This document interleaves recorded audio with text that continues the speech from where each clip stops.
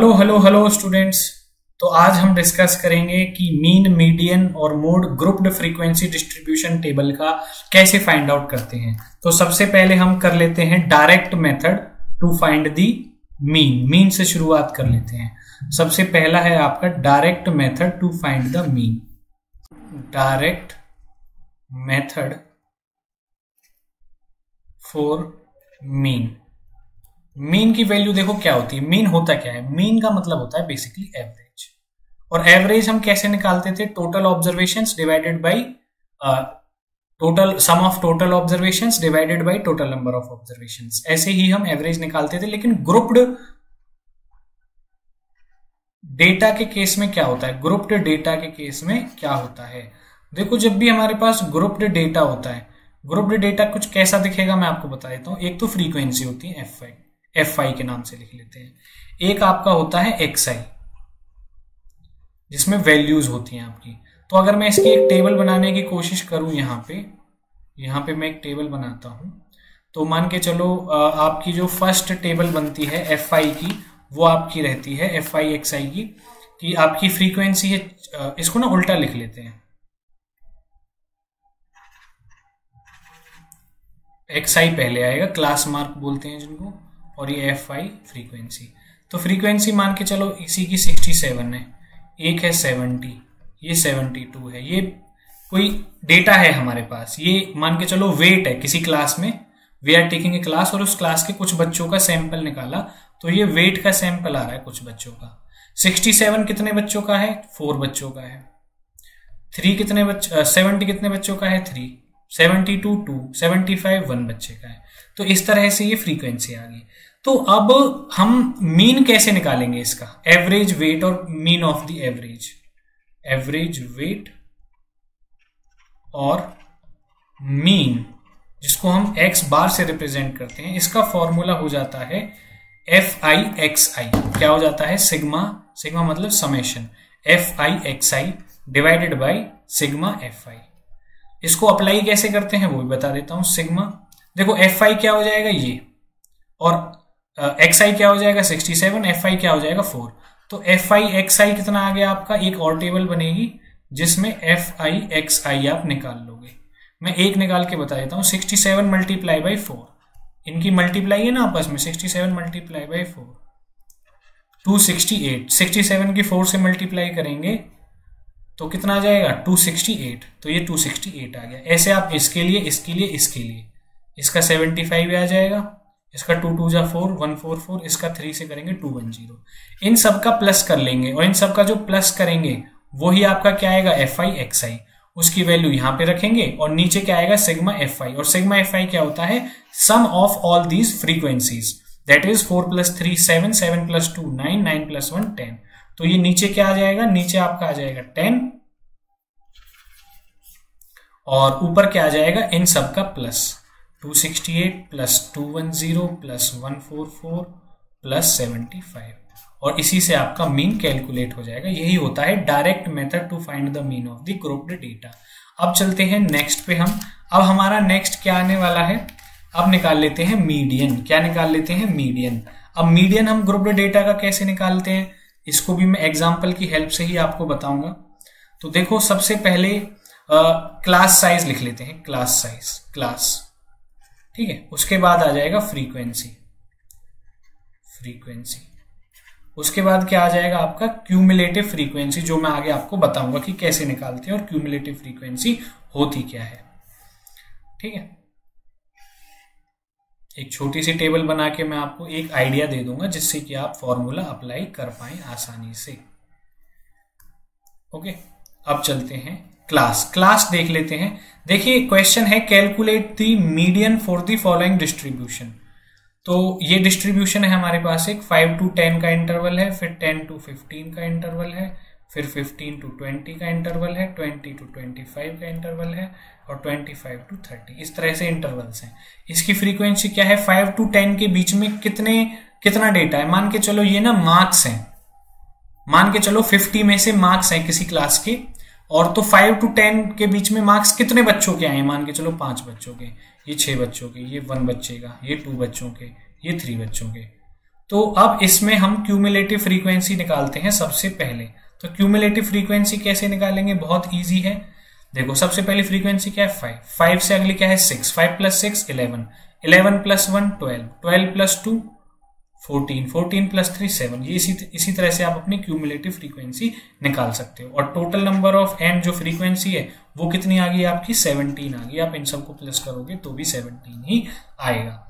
अब देखो इसमें हमें क्या करना होता है, अगर मैं आपको क्वेश्चन दे दूं कि find the median, find median, तो मीडियन आप कैसे निकालोगे? तो मीडियन का जो सबसे पहले फॉर्मूला रहेगा वो रहेगा आपका median is equal to L plus N by 2 minus C F divided by F multiplied by H। ये आपका फॉर्मूला हो जाएगा। ये H पूरे के मल्टीप्लाई में है। H किसके मल्टीप्लाई में? पूरे के मल्टीप्लाई में।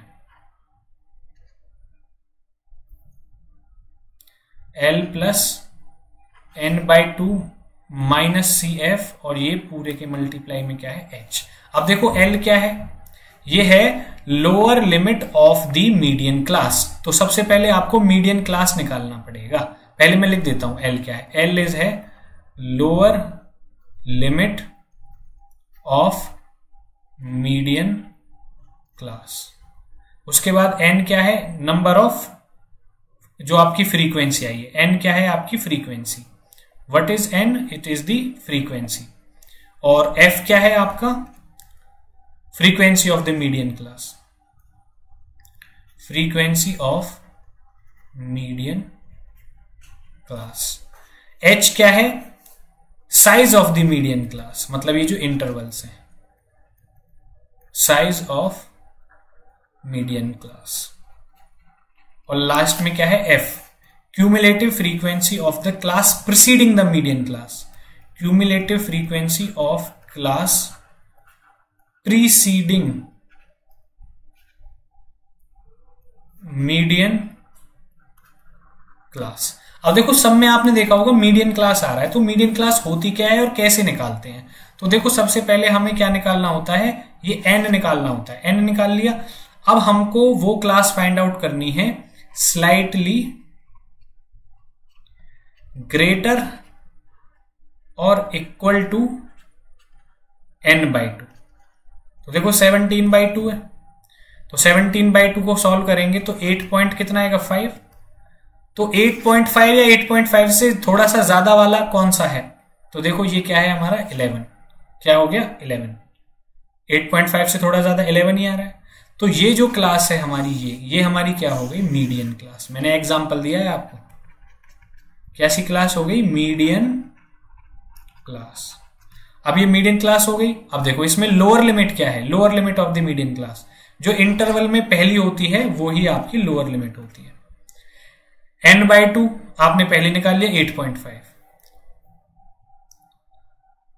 N/2 कितना आ गया आपका 8.5।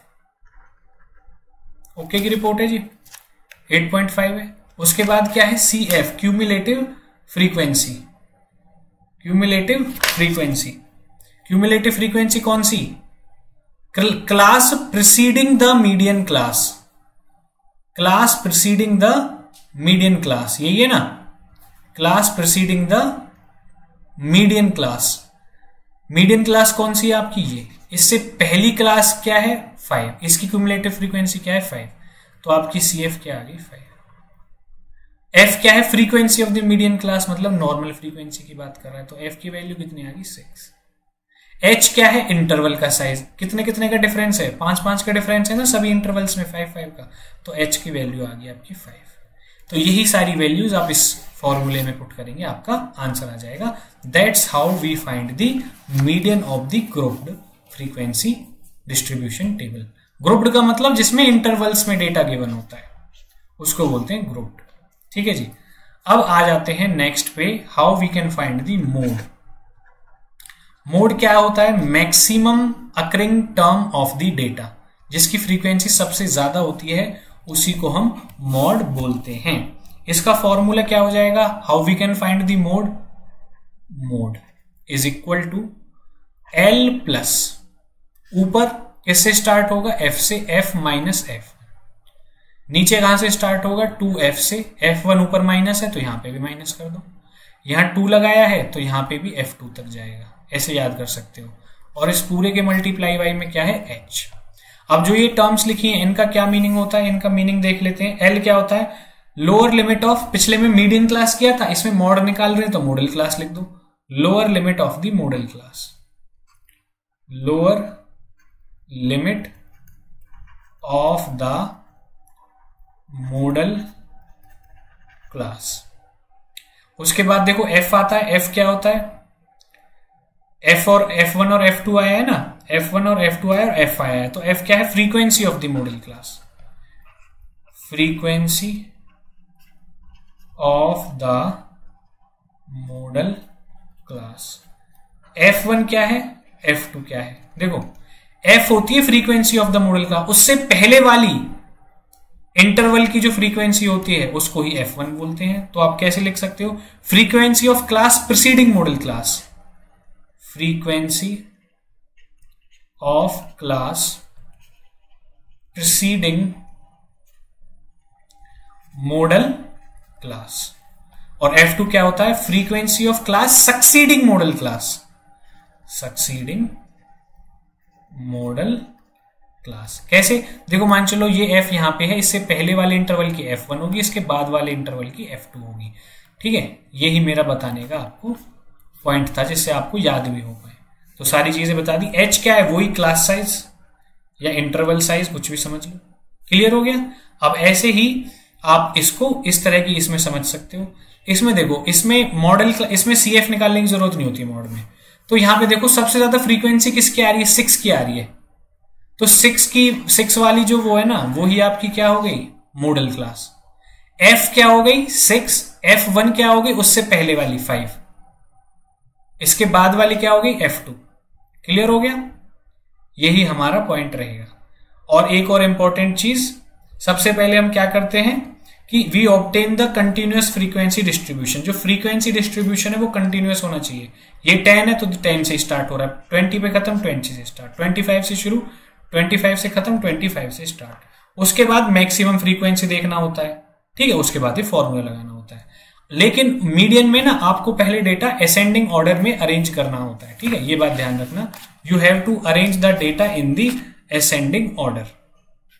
ओके, तो यही हमारी आज की वीडियो थी। That's how we can find the mean, median and mode of the grouped data. Thank you very much. Video अच्छी लगी हो तो लाइक कर देना।